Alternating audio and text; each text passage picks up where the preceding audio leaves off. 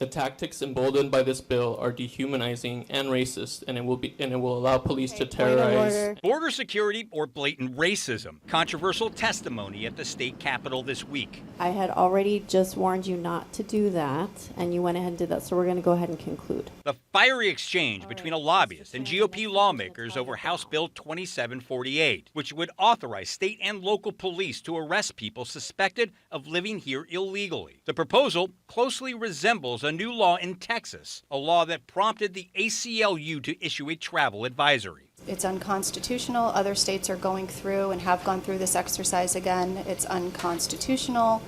That has been proven with a severe stain on our state. Democrats like Sarah Ligori have cited the U.S. Supreme Court case that struck down key parts of Arizona's SB 1070, which tried to crack down on illegal immigration in our state more than a decade ago. That ruling clarifies that only the federal government has the authority to enforce immigration laws, not local law enforcement. By your votes of 8 ayes, 7 nays, you have given HB 2748 a due pass. Despite warnings about the bill's constitutionality and a likely veto from Governor Hobbs looming, the bill passed along party lines with little further discussion. Representative Joseph Chaplick from Scottsdale is the bill's sponsor. He says it's necessary to address a near-record surge of migrants, which he blames on President Biden. Border states are particularly vulnerable to Biden's failed open policy borders. Texas is defending itself, and this bill will enable Arizona to defend itself at the border. We tried to talk to the two lawmakers who objected to the lobbyist's comments,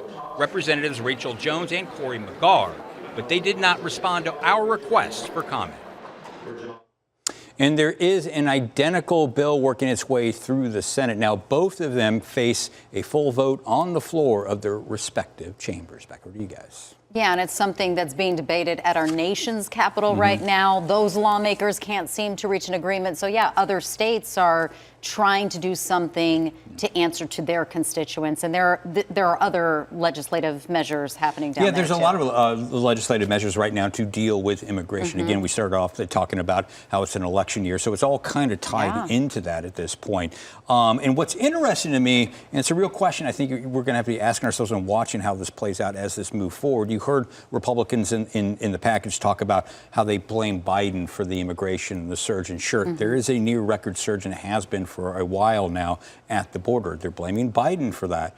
But does that argument hold water the longer we go after Republicans in Congress killed the bipartisan deal that was helped negotiate, that our Senator Kyrsten Sinema helped negotiate? Remember when that bill failed, Kyrsten Sinema was on the floor of the Senate saying, like, every time you want to bring this up, she's going to be there to remind Republicans that they had a chance to do something on the border and didn't do it. And Senate Republicans placed the blame on former President Trump, who said don't do a border deal before the next election. So here we are, February. That takes us to November and beyond, depending on who wins. So it doesn't look like anything's going to happen on the border for a year. Yeah, exactly. I mean, it's something that pops up. There are people I talk to, sources I talk to, that are kind of cynical that say that, you know, both sides aren't really interested in a solution right now, that they both can get some political mileage out of the issue as it stands right now. So there you go. They're gaming the system. There you go. Thank you, Dennis.